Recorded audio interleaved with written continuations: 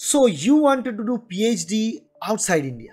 Now when I say PhD outside India, people generally think of two different places. One is US, the branded one, and the other one is European countries, particularly UK. So generally these are the two options our biotech graduates are thinking, life science graduates are thinking. So what are the 5 checklists that a student must have before applying to any foreign university to do their PhD? This video is about just those 5 important parameters that you require, 5 important checklists that you must tick before applying to do PhD abroad, particularly in US, UK, European countries, as well as in Asian countries like Singapore.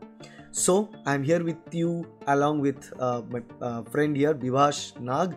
He had done this in his time. He has done MS from Germany, and now he applied to multiple US Ivy League colleges, and he got selected in multiple colleges. Yale is one of them, UCSF is one of them.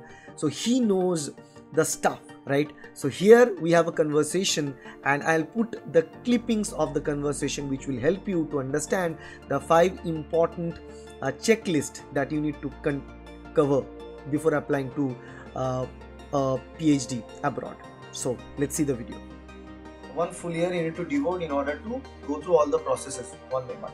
Okay, and yeah, so that part is covered. Actually, all the steps are pretty clear right now regarding the application process, and so mostly this is what the students wanted to hear. This is what they wanted to know, and the more we talk, the more questions will come, and I'll ask with time to time. But now we have small discrete question among these whole processes, and I'll move into that question right now.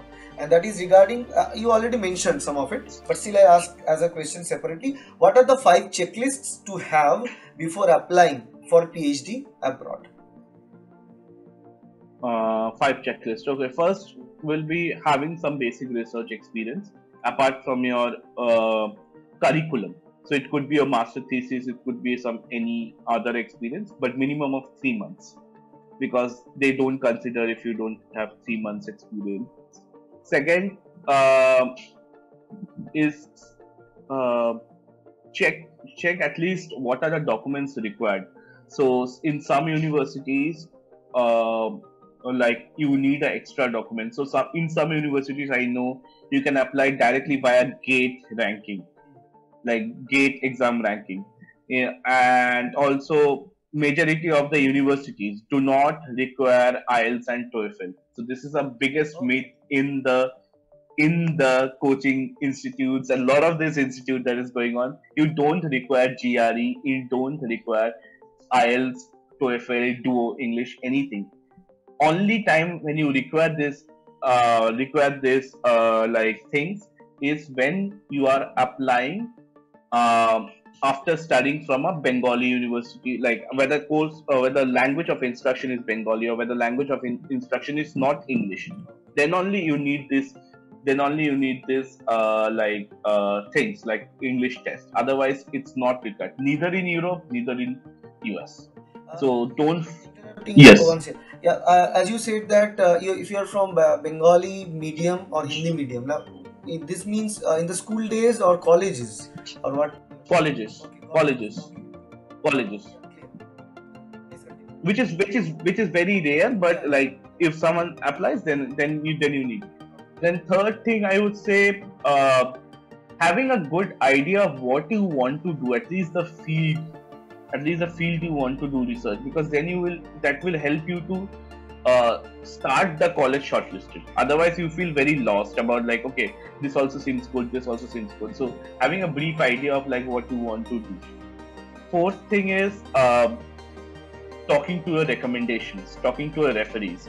Choose referees wisely, because they are professors, they are busy, they need time. So choose them wisely. And fifth, I would say, it's not a checklist, but I would say a brief idea of what you want in your future. A little bit of idea, because that will help you to plan the area, plan the country that you want to target for your PhD. So these are the 5 checklists, I would say. Good one. research interest, as you said, talking to your referees, that may take some time. That's why you need to get things done. Okay, now regarding this point, I want to ask you, like, the referral that you need how many? Well, 2 is the minimum number. And is there any people of, like, they put the recommendation, and particularly whom you ask for the recommendation to, from where you have done your research experience? Maybe they say 3 months, 6 months research experience. People do summer training of 6 months, industrial training of 3 months, 6 months. So either you're getting from there or from your college HOD or from college principal. Like, what is the requirement here? 2 for Europe, 3 for US, 3 for Israel, 3 for again Australia, 2 for UK. So this is this is the entire 2 to 3. and yes, 2 to 3 roughly. Normally you take recommendations from any professors. Uh, Firstly, whom you have done research under for at least 3 months or more. So this is a basic criteria. And secondly, I would say any professors, if you have, let's say someone has done only master thesis, right? So they will take one from the thesis guide and 2 others from, let's say, one from your master course instructor, like to have taught you some course, or maybe one from a bachelor instructor. So this could vary. So you don't need to take particularly from HOD or somebody.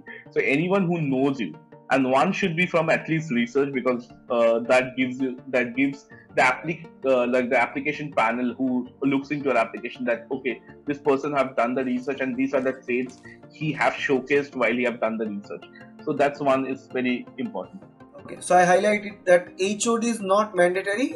Anyone Not who mandatory. trained you in the research field, and obviously they should be accredited and linked to any college or universities in India. That is, I think, the criteria. Yeah. And so you can take it from your bachelor college or the master's college. It's up to you. Okay. One more thing, one question I had here is that HOD not mandatory. And regarding, I just forgot. So if I get the question again, I'll ask you about it. So okay. So regarding the 5 important checklist that you consider. In this checklist, you have the research experience, make the documents ready, the research interest, as you said, you need to have a clear idea, talking to your referees, and brief idea on about your future, like where do you want to go. Alright, so I believe the 5 important checklist to apply to do PhD abroad is clear to you. So either it is USA, UK, European countries and Asia countries, doesn't matter. There are few factors that you always need to prepare and need handy, and the differences are very negligible between them, although the application process might vary from university to university, whether you are applying directly to that institute or via the portal.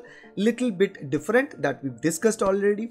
Apart from that, the differences are negligible and you can apply by preparing once. So your preparation is required only once. You don't need separate preparation to get into US, a different preparation to get into UK, a different preparation to get into Germany or France. No, you need a single concrete unified preparation, as Bivas did earlier, that he said he prepared for TIFR and CBS, that particular examination, which helped him to actually crack the interviews of all the other universities and exams. Actually, students in India, they underplay the role of Indian institutes like TIFR, NCBS, IISc. Actually, they're very good institutes, state-of-the-art facilities are out there.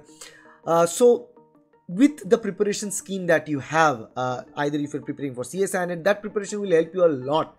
You prepared for GATE Life Sciences, GATE Biotechnology, that preparation will help you a lot in order to apply to all these colleges to do your PhD outside India. So do not lose hope. Even if you're preparing for CSIRNet, GATE, it's not going to be wasted. Even if you want to apply abroad, this preparation is going to help you out to apply abroad. And that's not what I am saying because I run a CSIRNet coaching. No, that is being told by most of the applicants that they did apply earlier outside. So they prepared very well for CSIRNet and GATE, and that preparation helped them a lot in applying. Okay, so what are you waiting for? Get there and start your preparation, and either to stay in India or to get outside of India. If you like this video, please hit the like button, share this video with your friends and colleagues, subscribe to get more videos like that in future. And if you want to know exact step-by-step process to apply to the foreign universities and colleges, then that video is also there in this channel. You can watch that video anytime.